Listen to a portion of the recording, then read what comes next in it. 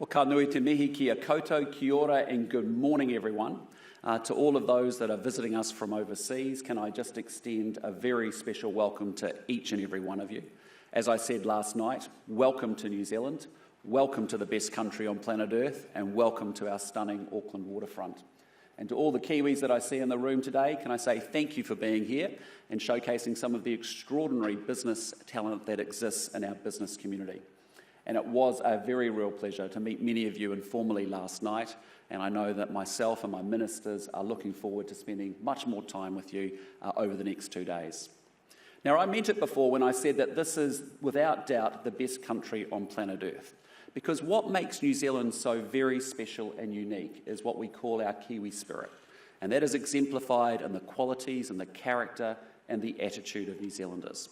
And for us, it's all about resilience and determination, ingenuity and innovation, adventure and exploration, creativity and practical problem solving, humility and mateship, fairness, and a deep care of our land and our community. And it's no surprise then that growing up in New Zealand, our heroes are Kiwi trailblazers and pioneers, people who have dared to push boundaries, challenge the status quo, and leave a lasting mark on our world. From our very early Māori explorers navigating vast oceans guided by the stars, to modern-day adventurers like Sir Edmund Hillary conquering Everest, to Ernest Rutherford, the father of nuclear physics, who split the atom and revolutionised our understanding of science, right through to Rocket Lab's Peter Beck and his groundbreaking developments in rocket technology, launching satellites into space. And of course, Kate Shepherd, who secured the vote for women in New Zealand, in fact, the very first country in the world to do so. And our phenomenal athletes who just show the world what determination and talent can achieve, or the stunning world of the Lord of the Rings created by one of our most creative storytellers, Peter Jackson. We may be a small country, but time and time again, we have proven that size is no barrier to greatness. From the peaks of Everest to the front lines of social progress, from scientific breakthroughs to art and sporting legends, Kiwis have led the way. And we're living in an age when New Zealand has never been closer to the action, right in the middle of the booming Indo-Pacific region with direct connections to Asia and North America. With the weight of global economic activity shifting from the Atlantic to the Pacific and digital connections breaking down barriers, New Zealand has never been closer to the world. But for all our spirit and hard work, we also know that New Zealand can't do it alone. We're a small country of around 5 million people, like Ireland, Singapore, and Denmark. And just as those countries have prospered by tapping into larger markets, building stronger international connections, and fostering trade and investment, New Zealand needs to do the same. If we want our country to thrive, we need to work even harder to compete on the global stage, and in particular to unlock the commercial partnerships that will supercharge the next generation of growth in the New Zealand economy. And that means the government will work more with industry to deliver much of the infrastructure and the projects that we will be showcasing to you over the next 2 days. Many of your organisations, of course, have extensive experience delivering outstanding world-class infrastructure to national and regional governments all over the world. And I want New Zealand to seize every opportunity to partner with the private sector and deliver a fresh generation of infrastructure investment to unleash economic growth. But it's not just about infrastructure. I want to develop closer ties between outstanding New Zealanders and their companies based here with investors and organisations based offshore. I also want to unlock more partnerships between Indigenous iwi Māori organisations and commercial investors, whether they be here in Auckland or Abu Dhabi, Dunedin or Denver. I want startups based in Christchurch and Hamilton fighting for seed capital in San Francisco and London, winning their share of global influence and success. Breaking perceptions about the New Zealand economy is critical to that, because yes, we have globally competitive dairy and film and tourism industries, but our space industry is also operating at the cutting edge, ranking 4th in the world for launches behind the US, China and Russia. And over the next 2 days, you'll hear more about our plan to unleash growth and to ensure that New Zealand reaches its full potential. We want you to join us on that journey, and we'll have several opportunities on display. And that will include the opportunity to deliver infrastructure in partnership with the Crown, both in the form of immediate opportunities and also a pipeline of projects going forward. It will include working with iwi Māori organisations to grow their businesses as they make a multi-generational investment in their people. And it will include opportunities in a range of specific sectors where we believe that New Zealand has a unique role to play and where we expect the government to focus its efforts on growth. Now, in the very short term, we have made good economic progress in our first year in government, although there's still a long way to go. New Zealand is now in the early stages of a cyclical economic recovery, with growth beginning to pick up and unemployment expected to peak around its current rate. Inflation has fallen and it now sits comfortably anchored within the Reserve Bank's target band at 2.2%. Annual tourism expenditure, services and manufacturing activity have returned to growth after extended periods of contraction. Business confidence is at around its highest level in a decade. And as confidence has risen, that's actually leading to retail trade growing. And as a result, the economy is expected to hit 3% growth in 2026.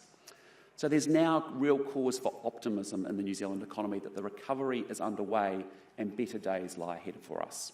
Now, of course, for our policymakers here in New Zealand, that poses a huge opportunity, not just to watch the economic recovery, but to actually shape it. Step-changing economic productivity, lifting incomes, creating jobs, and unleashing the investment that New Zealand needs to become much more prosperous. And that's what brings us to today. Because I know the only way that we will raise incomes and lift New Zealand's collective standard of living and fund the quality public services that we rely upon is by unlocking more investment, more innovation, and more entrepreneurship. And having broken inflation last year, our collective focus now has turned to shaping the economic recovery, ensuring that we take every possible step to lift New Zealand's economic performance. And that renewed energy and effort forms the backdrop for this very summit. My government is working around the clock to make New Zealand an outstanding place to do business. But before I highlight some of those reforms and my economic priorities as Prime Minister, I do want to make a more fundamental point about New Zealand as an investment destination. New Zealand has been and will continue to be a poster child for social and political stability in a more volatile and changing world. That reputation is long-standing, but in challenging times, it has come into much sharper focus. We stand up for our values and we live by them too. And that means respecting civil liberties, private property and private life, and the democratic and social institutions that underpin them. We consistently advocate for a rules-based international order that allows small countries like New Zealand to thrive. Here, free trade isn't just an idea in New Zealand. In fact, it's the bedrock of our prosperity. And for our farmers and our growers living in rural New Zealand, it has allowed a modern economic miracle. The opportunity to not just collectively operate one of the most efficient agriculture sectors in the world, but to be able to live in some of the most stunning parts of the world while they do it. So finally, we might disagree sometimes, but we're not disagreeable people. And over the next 2 days, you're going to hear from various political leaders. And you will hear from senior ministers representing each of the 3 political parties in our coalition government, as well as Barbara Edmonds, the Labour Party's opposition finance spokesperson.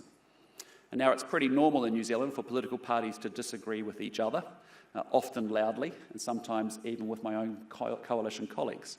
But I believe that the broad political representation that is here demonstrates that most New Zealanders share the same motivations: higher incomes and more financial freedom, quality public services, and a long-standing belief that our best days lie ahead of us.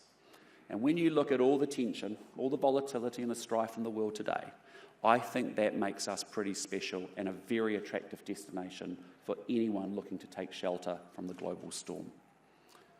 Political stability, however, is not an excuse for a lack of ambition, and you should be under absolutely no illusions about my commitment to the government's growth agenda and the reforms that we are pushing through to unleash investment in the New Zealand economy. Last month, Minister for Economic Growth, Nicola Willis, published our government's Going for Growth agenda, and we actually have copies of that document for you here today. But it outlines a range of actions that we think are critical to take New Zealand to the next level, to get our economy moving and to realise the vast potential that we have. Each of those actions fits into one of 5 pillars that we have identified as absolutely critical to lifting New Zealand's economic growth and improving New Zealanders' standard of living. 1, developing talent. 2, encouraging innovation, science and technology. 3, introducing competitive business settings. 4, promoting global trade and investment. And 5, delivering infrastructure for growth. And across each of those pillars, we have ministers from across the government working day and night to drive through reform in transport, tourism, aquaculture, construction, advanced aviation, mining and energy, agriculture and horticulture. And over the next 2 days, you'll hear much more about our work program in those areas that will play a critical role in the next phase of New Zealand's growth story, with more information on a series of specific investable propositions available in the private sector. Among that reform program are some significant changes designed to achieve a profound step change in the New Zealand economy that I want to touch briefly on today. For a start, we are clearing away decades of broken planning law brick by brick. And we have introduced the fast-track regime, which streamlines the consenting process for projects that are regionally and nationally significant. In short, instead of seeking different permissions under different laws, under fast-track, it's all done in one place, with a faster process and fewer hurdles to getting underway. And that regime is now up and running, and I know a number of projects have already submitted applications since it became operational last month. In short, if you want to build a wind farm, a highway, a quarry, hundreds of new homes, or any other regionally or nationally significant project, we are busting down the doors to make it happen faster and cheaper. 149 projects have already been listed in legislation, but absolutely nothing prevents new projects from applying for referral into the scheme. And it doesn't stop with fast track, because further planning reforms are also on the way, including a total replacement of the Resource Management Act. We're also eliminating barriers to more significant investment in energy and generation to unleash abundant, affordable energy. And the impact of unaffordable and unreliable energy on economic growth has been brought into sharp spotlight recently following the Russian invasion of Ukraine. We all saw industries in Europe that had historically relied on access to low-cost natural gas come under tremendous strain, putting huge pressure on growth and household incomes. Now, in New Zealand, we are lucky that 85% of electricity generation is already renewable, thanks to decades of investment in hydro and wind and solar and geothermal. But we can't risk falling short in the years to come. So as a government, we are tearing down the barriers to fresh energy investment, and that means introducing much more permissive rules for renewables, but it also means ending restrictions on offshore oil and gas exploration and providing certainty for market participants by confidently saying that gas has to be part of New Zealand's energy mix going forward.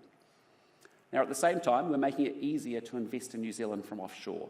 And that started last year with fresh directives to our Overseas Investment Office, which slashed the processing times and made applications more predictable.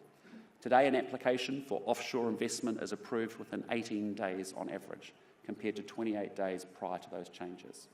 And just 2 weeks ago, we announced upcoming changes to legislation designed to further improve the timeliness and the reliability of our overseas investment regime. And we also announced just last month that from April the 1st this year, individuals who invest at least 5 million New Zealand dollars will be eligible for an active investor visa with a pathway to residency after 3 years. And I know that for many of you from offshore in this room, that will be very positive news. But as a New Zealander, I have to say it's an even bigger deal for the sharp, ambitious Kiwis that are here and all around the country who are hungry for capital and hungry to grow. Because we know the impact that foreign investment has on local businesses. It's not just the capital investment, it's the skills and the connections and the linkages into those new markets. And all of that translates into higher wages, more jobs, more money in Kiwi wallets, and more resilient businesses that make an even greater contribution in the community. And we need more of it, especially for a small country hungry to grow like New Zealand, which is why I've invited so many of you here today. I honestly believe that New Zealand's best days are ahead of us, and that we can make them happen if we get serious about partnering with commercial expertise to solve some of our biggest economic challenges and to seize on the huge economic opportunities that are ahead of us as well.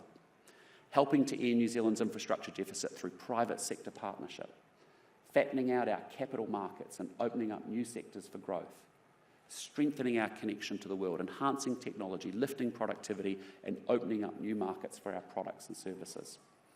So over the next 2 days, you will hear from a range of leaders, cabinet ministers, business leaders, and iwi Māori leaders, who I know are committed equally to responding to our challenges and our opportunities.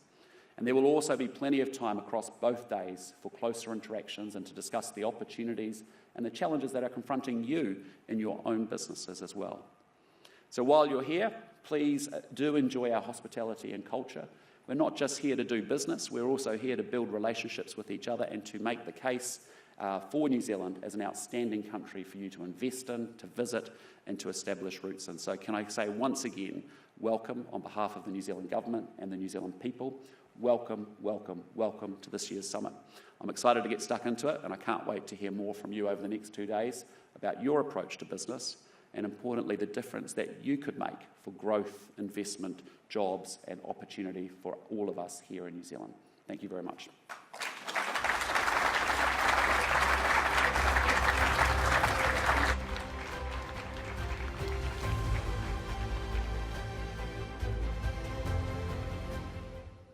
Thank you very much, Prime Minister, for that wonderful introduction to this summit. Well, you've heard this morning that this government is focused on growth. And our next speaker, the Honourable Nicola Willis, was recently made the Minister of Economic Growth, in addition to her roles as the Minister of Finance and the Minister for Social Investment. Quite appropriate then that the title of her address is Going for Growth. Would you please join me in welcoming to the stage the Honourable Nicola Willis.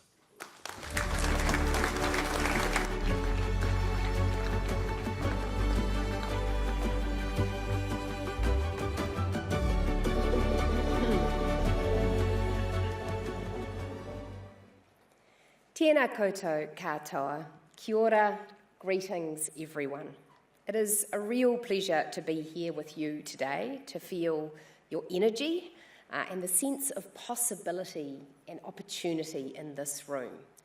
And whether you have travelled from the other side of the world or you took on Auckland traffic to be here, your presence matters. I think the case for a second harbour crossing was made for many of you this morning. I am here today, first and foremost, as a proud New Zealander. I am one of a team of government ministers who are determined to make much more of the enormous potential of this incredible country, to improve the quality of people's lives, to deliver better public services, and to create great jobs for our kids. And that last point is especially important for me on a personal level. I am a mother of 4 children, aged 9, 12, 13 and 15.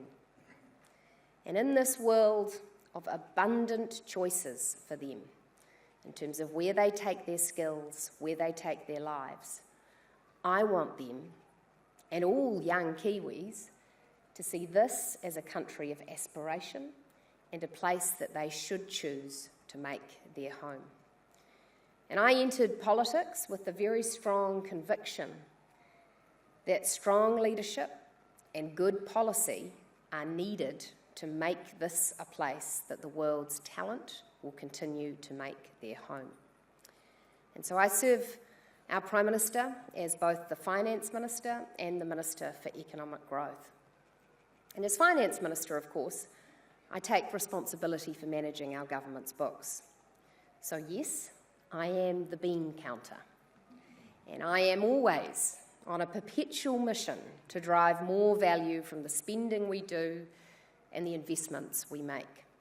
I am the ministerial colleague who takes pride in scrutinising the dollars and reading through the business cases and having the courage to say no when proposals don't stack up, and in saying yes to innovations and partnerships that enhance the financial discipline and reliable delivery of vital public infrastructure. And I also have the privilege of being our Minister for Economic Growth, helping lead our government's growth agenda. Growth is central to our mission and purpose. Not only is it our most powerful tool for strengthening our public finances and flattering those books of mine, it's also the means by which we will create better choices, higher living standards, and more financial security for our people. So why should you invest in New Zealand? Well, New Zealand is incredibly well positioned for growth. We are an undervalued stock. We have a stable democracy with strong institutions and enduring respect for the rule of law that has survived over successive changes of government. We have safe borders, extraordinary natural resources, a temperate climate, strong trading relationships, an open, innovative culture. And you'll see that open culture on display these next 2 days. Expect to have some frank and candid conversations. That's how we roll. And we have talented people. So let me paint that picture for you in terms of what distinguishes New Zealand. Our stable democracy. We are ranked first on the World Bank's Ease of Doing Business Index. And that was the last time that the bank issued the index. We rank second on the Economist Group's Democracy Index. And according to Transparency International, we are the 4th least corrupt country in the world. This is a good, reliable place to do business. We have safe borders, good international relations, and extensive trading networks. Of course, it is somewhat simpler to have safe borders when you're as surrounded by ocean as we are. Our nearest big neighbour is 1,500 kilometres away. But we have worked hard over many decades to establish diplomatic relations with a large number of countries in all regions of the world. In 2024, we exported more than $100 billion worth of goods and services. And our largest export markets are China, the United States, and Australia. But we export to 230 nations in total. And across successive governments, we have weaved a constellation of close trading and economic relationships that give our exporters access to a broad range of markets on competitive terms. Our main goods exports are dairy products, tourism, meat, wool, and forestry. But our exports extend to world-beating digital services, advanced manufacturing, and exciting creative industries. And we have strong institutional settings that should give you confidence that while elections may change things, many things will remain. Over successive decades and governments, we have worked hard to put in place best practice institutional frameworks.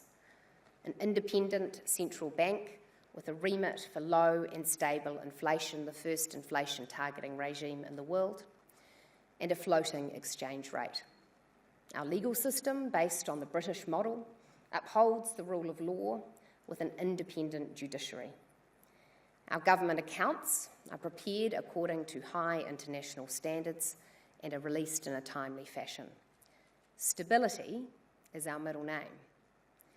We have sound government accounts.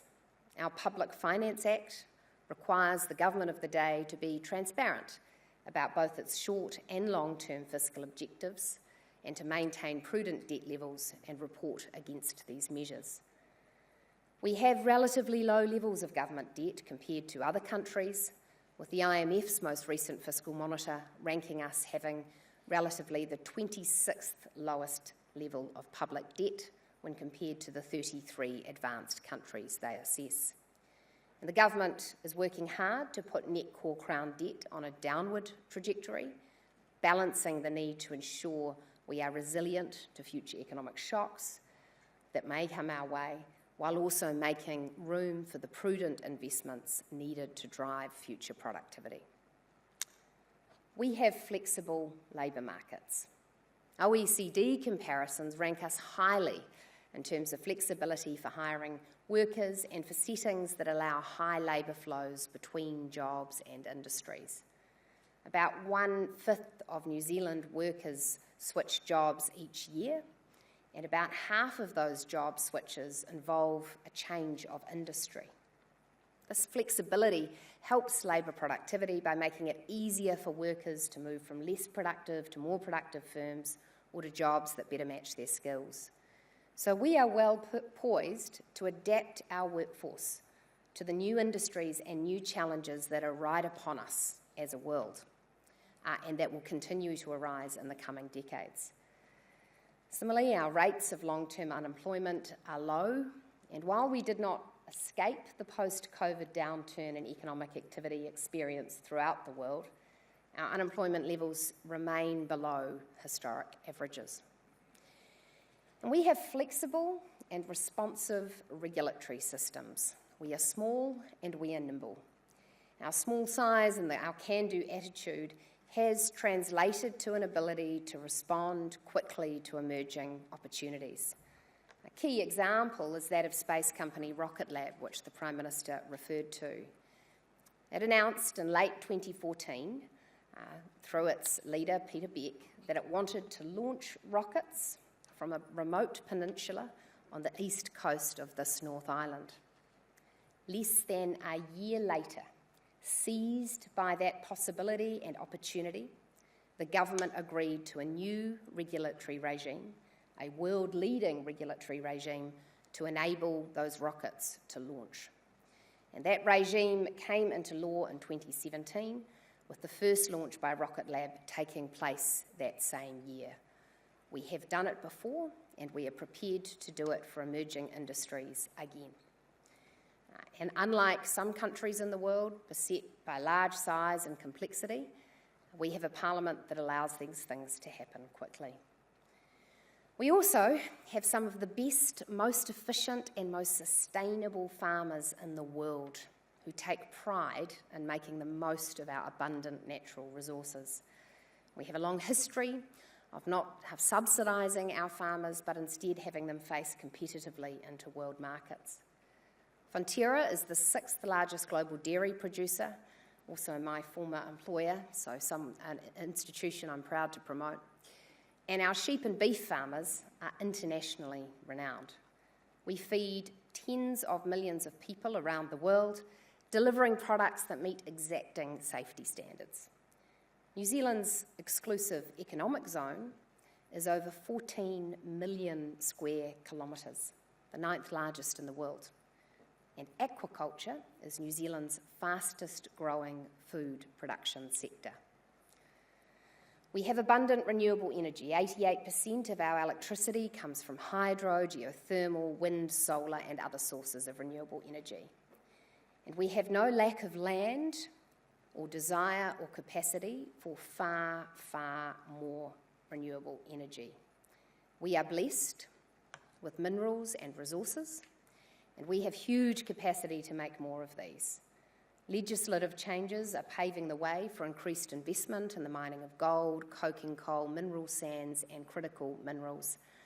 And if you have a moment today to introduce yourself to a man called Shane Jones, he'll tell you that we are ready to drill, baby, drill. We have an entrepreneurial and innovative DNA. We pride ourselves, as the Prime Minister said, on what we call our number 8 wire mentality, our ability to innovate. New Zealand is, by and large, a country of small businesses, led by people with a can-do attitude, some of whom go on to make it very big. Examples include cloud-based accounting software company Xero, Weta Digital, famous for its groundbreaking visual effects, and Fisher & Paykel Healthcare, globally recognised for its world-beating work to provide innovative healthcare solutions. And we have a proud and accomplished Indigenous population, with our Māori economy becoming an increasingly significant part of our economy and contributing hugely to New Zealand's unique national identity. Over the 5 years to 2023, the Māori asset base increased from 69 billion to 126 billion. And that was a faster rate of asset growth than for the economy as a whole. Testament to the success iwi and Māori entities are having in making smart and long-term investment choices underpinned by strong commercial discipline. And over the same period, the Māori economy contribution to our gross domestic product increased from 17 billion to 32 billion. Mark my words, that growth is set to continue. And we've been trading successfully internationally since the first contact between Europeans and Māori in the latter part of the 18th century. We have some strong traditions. But I also think that New Zealand is at a moment of change. And some of that change isn't things you can see, but it is a change in attitude. I would say that where once New Zealanders were primarily concerned with preserving what we had and our way of life as it has been, increasingly, New Zealanders have a growing recognition of the need to embrace change in order to provide opportunities for our children and fund high-quality health education and other public services. And that desire for change, that sense of ambition and possibility, is reflected in our government's reform agenda. I want to just touch on 4 examples of that reform agenda. As the Prime Minister said, overseas investment is important to us. We recognise that the world does not owe us a living and that every country in the world must compete for its share of the world's wealth. New Zealand's foreign direct investment levels currently sit at around 40% of GDP. That compares to an OECD average of 53% of GDP. There is untapped potential for more investment in this economy. We are reforming our overseas investment settings to ensure more of the world's capital can flow here and is encouraged to flow here. We are determined not to allow red tape or uncertain settings to disrupt investment and growth. And the impulse driving this reform is strong. Over the past 10 years, New Zealand's labour productivity growth, I am the Minister of Finance, I'm allowed to talk about labour productivity, has only averaged about 0.3% a year. And low capital intensity has been identified as one of the major causes of that low productivity. So therefore, in order to increase our productivity, we need more capital investment. And so David Seymour has been changing the rules to ensure we can. Those changes better reflect the benefits that investments can provide to New Zealand's economy, aim to make consenting decisions in just 15 days for all international investments, aside from residential land, farmland and fishing quota, and will strengthen the government's ability to intervene on the rare occasions that a transaction is not in the national interest. Our goal is to increase New Zealand's attractiveness as a destination for your investment. The second area of reform that the Prime Minister touched on is fast-track consenting. We're acutely aware of the challenges and frustrations and the need for timely and affordable approval processes for new projects. We know that this can be one of the daunting things when a new delivery agent or investor is entering a new market. So we are reforming our resource consenting rules to make it as simple as possible, and we're fast-tracking the consenting process for projects of national and regional importance. As the Prime Minister said, we've already identified several projects across renewable energy, aquaculture, mining and housing, and we are gearing up for more. We are also working very hard to create a more stable and predictable infrastructure pipeline with more public-private partnerships. As the Prime Minister said, our democracy is robust and the contest of ideas in our Parliament is very lively. But we have found common ground across parties on the need for a more bipartisan approach to infrastructure planning and delivery. The presence of 3 opposition parliamentarians here today is testament to that shared aspiration and that sense of what is good for New Zealand in the longer term. Because the simple reality is that overcoming New Zealand's infrastructure deficit demands an approach that can look through elections and any change of government. We do intend to be here for many, many years to come, but in the event that there is a change, we recognise that benefits come from sequencing a clear pipeline of upcoming investments and having institutional settings that support that pipeline. And we have been making the reforms needed to deliver that. And across all areas of public infrastructure, we're working to logically identify, prioritise and sequence the investments needed over the coming decade and beyond. And you will hear a lot more detail about these plans from our ministers over the course of this summit. We're excited also about the opportunity for adoption of modern funding, financing and partnership approaches for the delivery of these public infrastructure projects. Our government has done 8 public-private partnerships so far, including schools, roads and corrections facilities.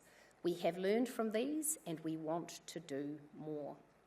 Of course, we'll only do PPPs when they are in New Zealand's best interests. And when negotiating PPPs, our focus is on the enhanced delivery of public services, not just cost. We are interested in incentivising and allowing innovation, locating risk with those best placed to address it, focusing decision makers on whole-of-life outcomes and unlocking new funding sources. We recognise that people in this room bring not only capital, but skill and experience that will allow us to deliver better infrastructure faster.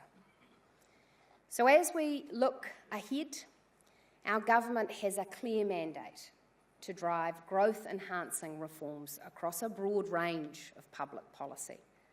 So as I stand here today, I can be clear with you that there is a government that wants to make this an even better place to do business. Whether it's changing work visas to make it easier for employers to get the workers they need, loosening visa settings to allow more people to invest here, whether it's reviewing competition rules with a view to increasing competition in some of our major sectors where significant agglomeration has occurred. We see huge possibility for new entrants in our grocery and banking sectors, among others.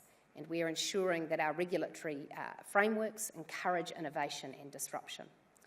Launching a minerals strategy, we have been working on a number of reforms across government to increase our education standards, to ensure access to a skilled workforce, and we have been reorienting the science and innovation system to focus more on commercialisation and to make the most of new gene technologies. Across all of these reforms, whether it is regional growth initiatives, whether it is macroeconomic reform, whether it is microeconomic reform, our focus is on making the most of what we have. And like a lot of countries, New Zealand has been through a challenging few years. But what I would put to you as I stand here today is that if I could choose to be any country in this particular moment in time, this moment of some uncertainty, of rapid change, and of more concerns about security than I have seen in my generation. In a world in which people are worried about security, I would choose New Zealand. In a world in which people are worried about food supply and the effect of extreme climatic events, I would choose New Zealand. We have safe, secure borders, a temperate climate. We have abundant resources, robust institutions, strong cultural foundations, and the best people. So, our best years are ahead of us, and we are grateful to you for coming with us on this journey. There are huge opportunities for you to generate value. There are huge opportunities for us to grow. Together, let's make New Zealand an even better place. Thank you.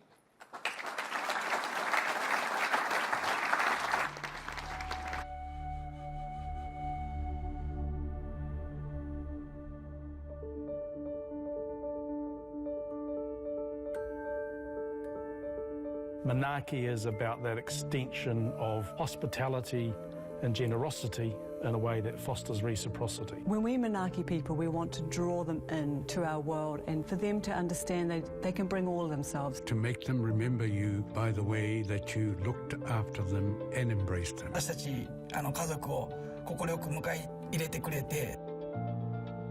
Jackie is about caring for our environment and caring for our people and our generations to come. Which is good for business, good for Aotearoa, and good for the world. It's really understanding the importance of guardianship, our responsibility to our land and to our future generations. 他们对自己的环境非常的保护，是一个真正的一个生态友好型的国家。 Our planet is well, our people are well, therefore our place in the world is well.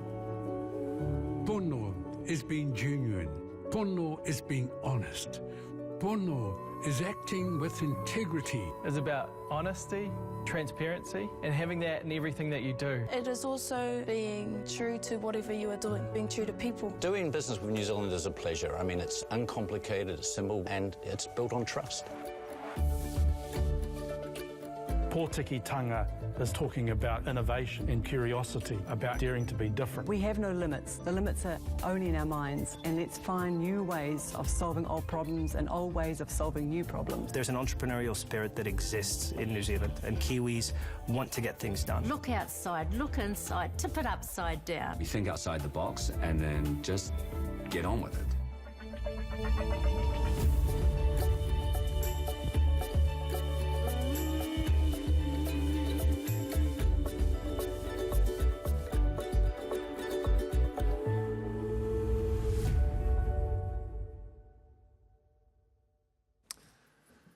Minister Willis, thank you very much for that presentation. Well, our next speaker has quite an intimidating list of responsibilities.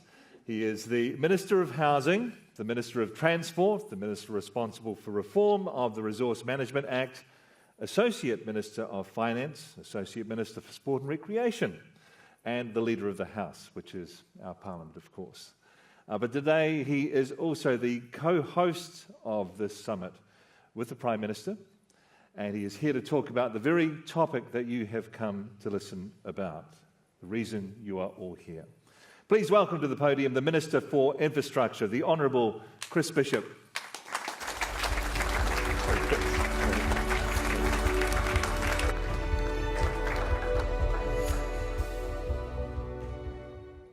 Good morning, everyone. Tēnā koutou katoa. I'd like to join the Prime Minister and my good friend and colleague, the Honourable Nicola Willis, in extending a warm welcome to you all and welcome to Auckland and New Zealand.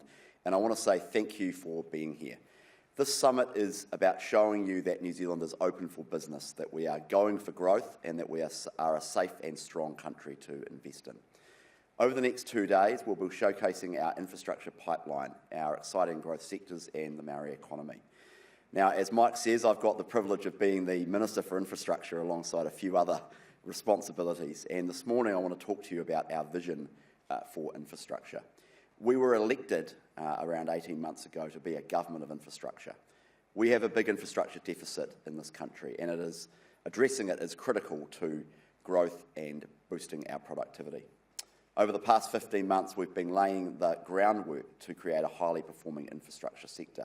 We've laid out ambitious plans to remove red tape, to improve funding and financing, and to make sure that the government is a much better client when it comes to infrastructure.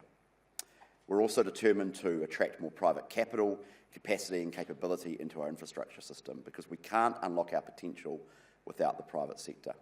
Private construction firms build our infrastructure. I think this is well understood by the public. What is less visible, I think, is the important role that private capital plays in the provision of public infrastructure.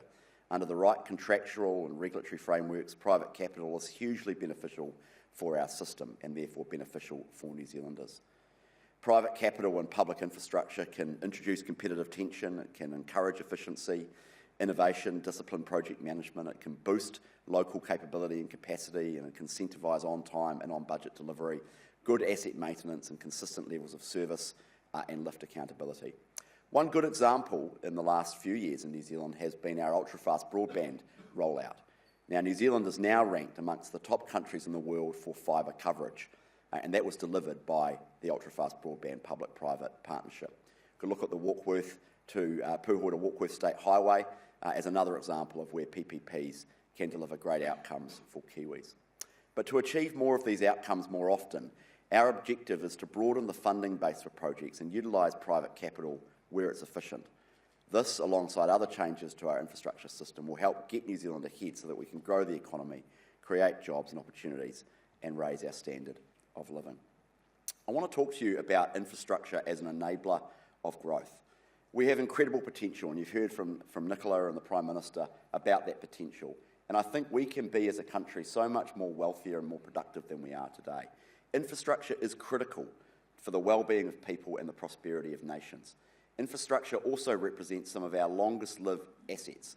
Some of the bridges in our state highway network have been around since the 1800s.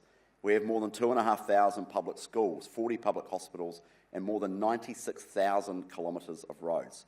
In 2022, our infrastructure assets, excluding land, were worth around $287 billion. And we can thank past generations for their sustained investment in infrastructure. We want our grandchildren and their grandchildren to thank us too. That's why delivering better infrastructure is a key part of this government's plan. We have a proud history of building for the future.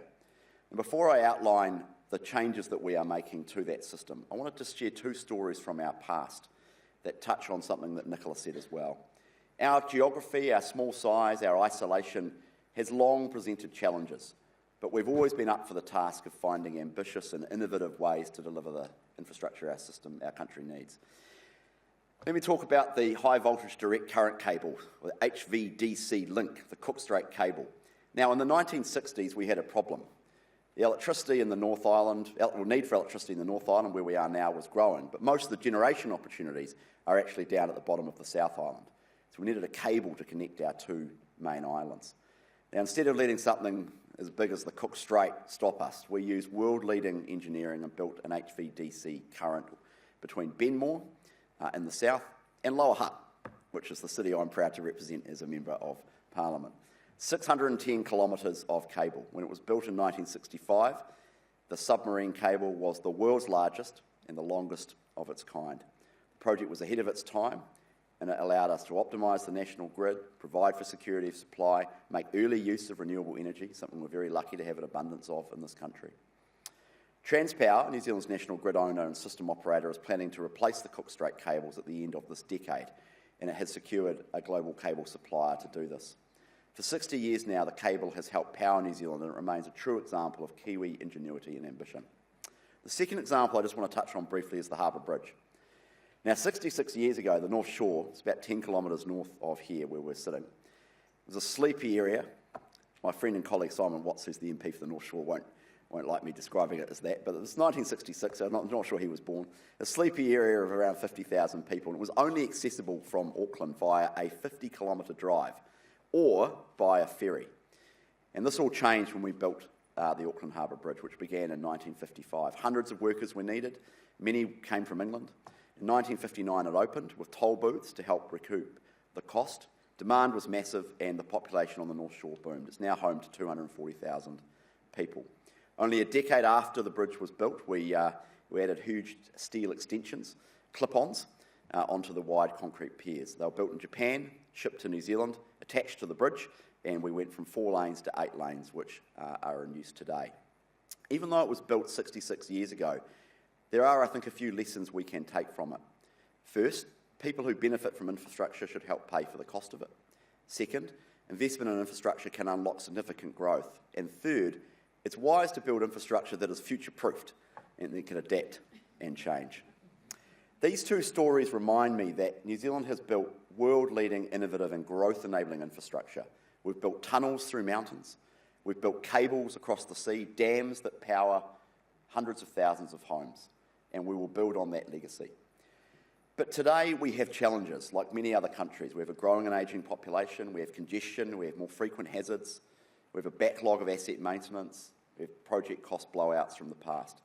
By 2050, if we keep doing things as we are now, we are expected to have an infrastructure deficit as a country of around $210 billion. We can't tackle these challenges by sticking with the status quo. So once again, we have to innovate, and we are up for the job.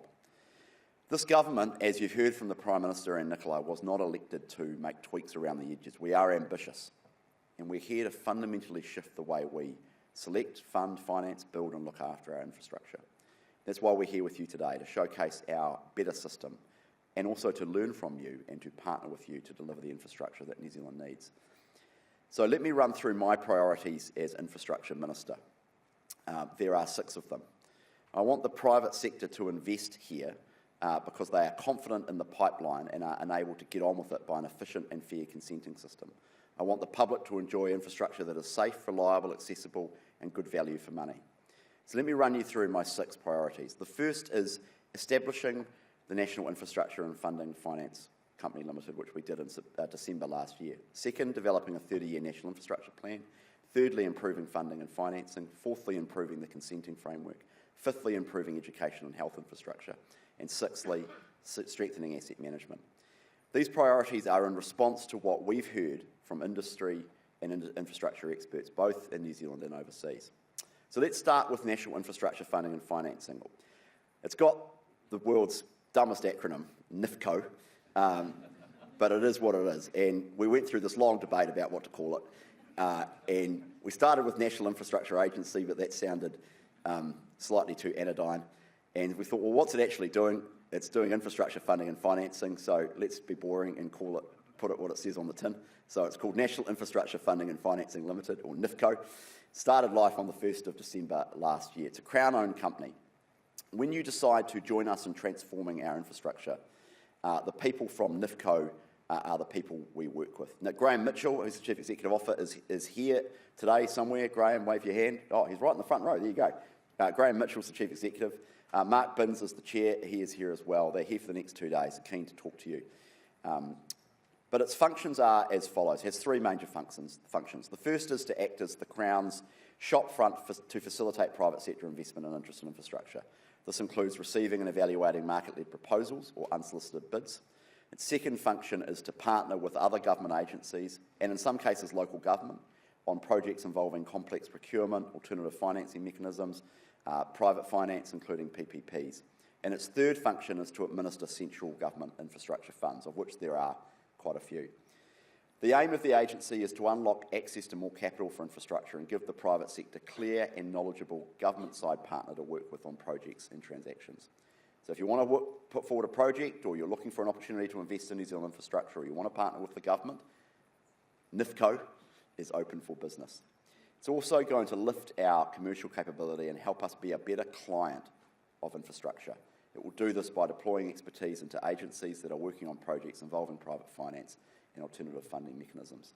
This includes projects involving traditional loans, equity investments, PPPs, developer levies, beneficiary levies, concessions, or other value uplift mechanisms.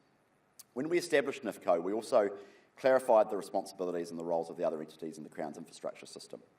So we have the Infrastructure Commission here today as well. They are focused on long-term strategy and planning, and they are the government's independent advisor on infrastructure matters. Jeff Cooper is here somewhere, probably not in the front row, but Jeff Cooper is here, and you can meet him at some point. He is the Chief Executive of the Infrastructure Commission. They're working on the 30-year National Infrastructure Plan I'll talk about in a moment. We also have the Treasury, which alongside its fiscal matters that they report to Nicola on, they are the primary advisor to me as Minister for Infrastructure and the steward of the government's investment management system. We also have a company called Crown Infrastructure Delivery, which is a company that is mandated to deliver infrastructure on behalf of government agencies that don't deliver infrastructure as their BAU, or for agencies that want to use centralised delivery capability.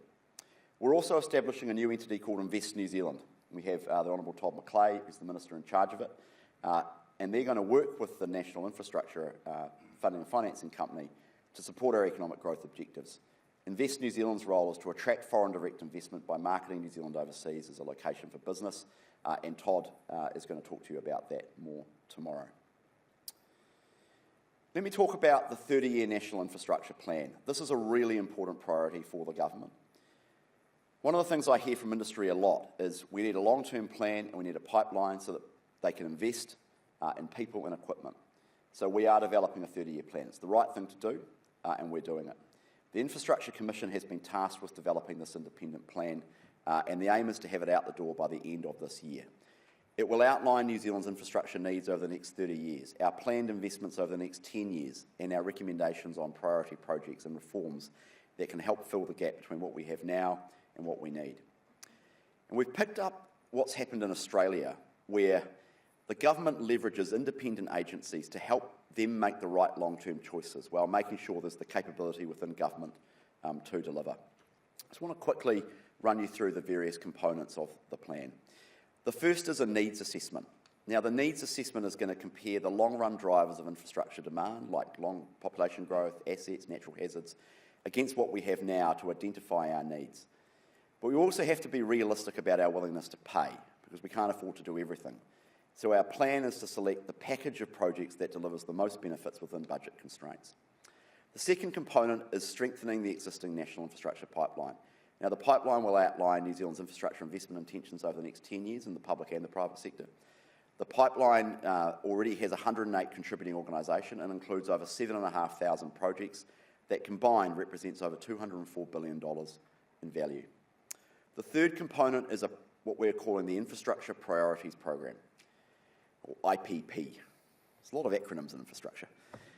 This is a structured, independent review of unfunded infrastructure projects and problems. I am really excited about this program because it's modelled off the Australian Infrastructure Priority List, which has helped them build a degree of political consensus on an enduring pipeline of major projects, and that's what I want for New Zealand as well.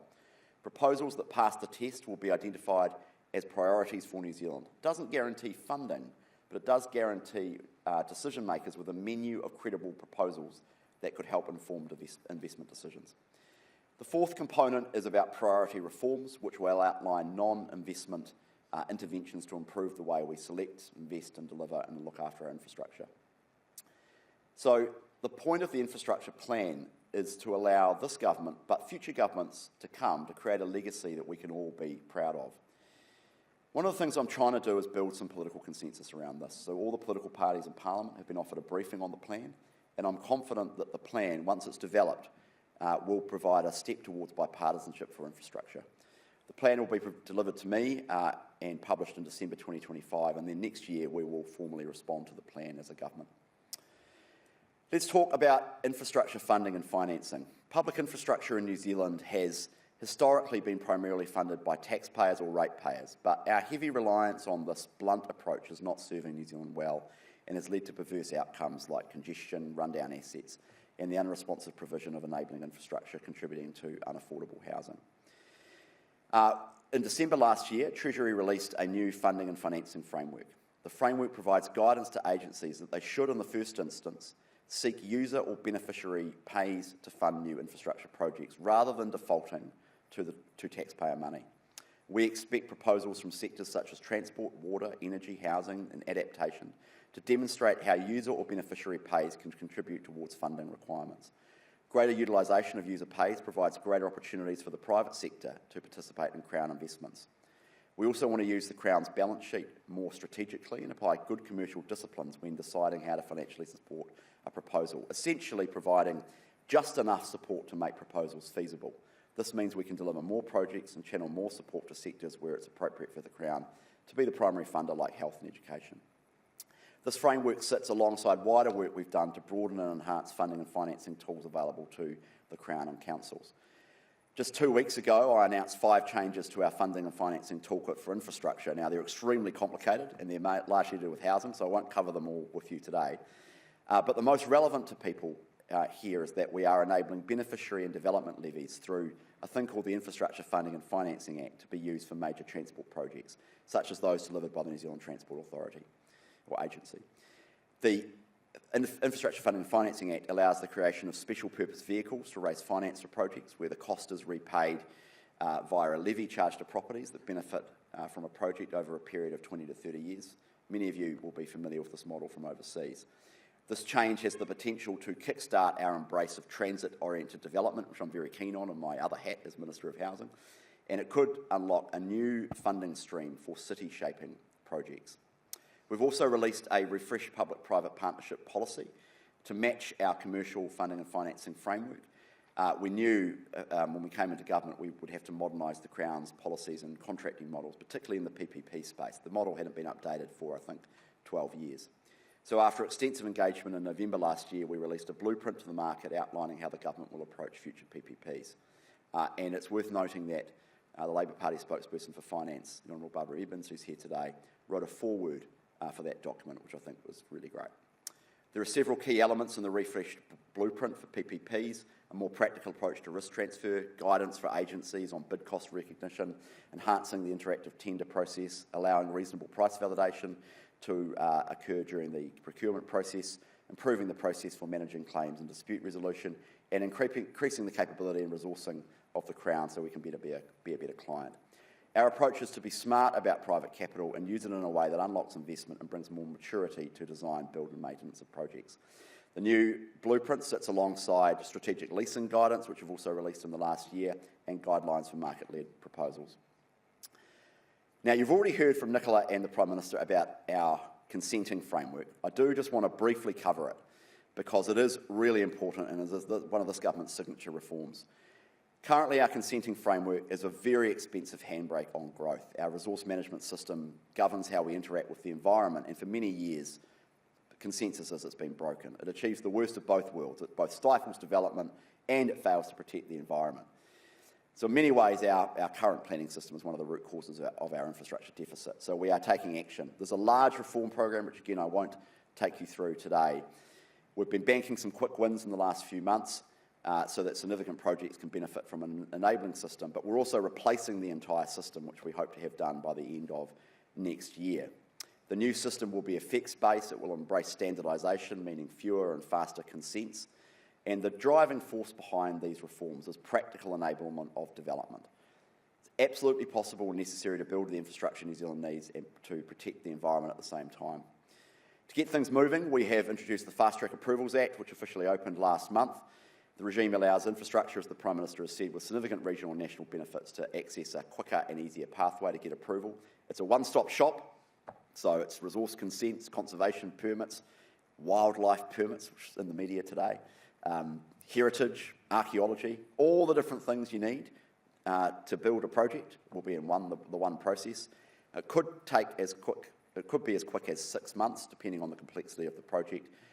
We do regard it as a potential game changer for economic growth. Interest has been very high, and in fact later on today there will be some news about the first 3 projects that have been accepted into the Fast Track project, which have gone off to for consenting in the next few weeks and months. We've listed 149 projects in the Act, as the Prime Minister has said, listing them, which means they get a fast track into the fast track. More projects can be referred as well. Just worth touching on the 149 projects: 55,000 new homes, 180 kilometres of new road, rail and public transport, 3 gigawatts in additional generation capacity, and multiple mining and aquaculture projects. We're also reforming the Public Works Act, which governs how the Crown can acquire land. That will be being overhauled, and I'll talk a little bit more about that during my transport speech tomorrow. We have abundant development opportunities here. We just need to unlock them. Health and education infrastructure, I don't want to go into too much detail on, but improving it is a real priority. You're going to hear from the Honourable Erica Stanford and the Minister of Health, the Honourable Simeon Brown, later today on the great work they are doing in their respective areas there. We are moving towards more standardised, repeatable designs, more modular and staged builds, and more strategic procurement, including by using a panel of contractors and partners for large programs and packages of work. But I don't want to steal their thunder. They will talk to you about that. Finally, on asset management, this is a real priority for the government. It'd be fair to say that we have underperformed in this space. I was shocked to discover upon coming to becoming the Minister that we are ranked 4th to last in the OECD for asset management. We are dead last in the metric accountability and professionalism. So one of the biggest challenges facing our infrastructure system is the cost and resources we need to repair and replace assets that are wearing out. The Commission tells me that 60 cents of every dollar we spend on infrastructure should be going towards asset maintenance and renewal, so we are determined to improve it. So to drive change, I'll be exploring options soon around long-term capital planning, asset maintenance plans, mandatory reporting, standardised metrics, upskilling, accountability for poor performance, minimum standards and stronger regulatory scrutiny for government agencies. Everything is on the table. We've got to do better. I am the last thing standing between you and a delicious New Zealand morning tea. So I want to conclude by thanking you for being here. We are open for business, we are going for growth, and we are worth investing in, particularly in infrastructure. If you can't tell, I am passionate about getting the underlying system settings of our system right. Our vision for infrastructure is simple: enable the provision of infrastructure that will get New Zealand ahead so that we can grow our economy, create jobs and opportunities, increase productivity and raise the living standards of all New Zealanders. As I said at the start, we have world-leading, innovative and growth-enabling infrastructure. We can thank past generations for that sustained investment. I want to build on that legacy, and I want our grandchildren and their grandchildren to thank us too. I look forward to talking to many of you over the next 2 days about achieving our infrastructure vision. Thank you very much.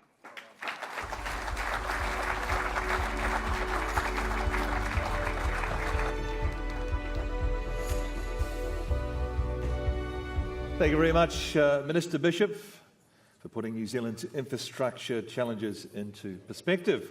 Well, for those watching on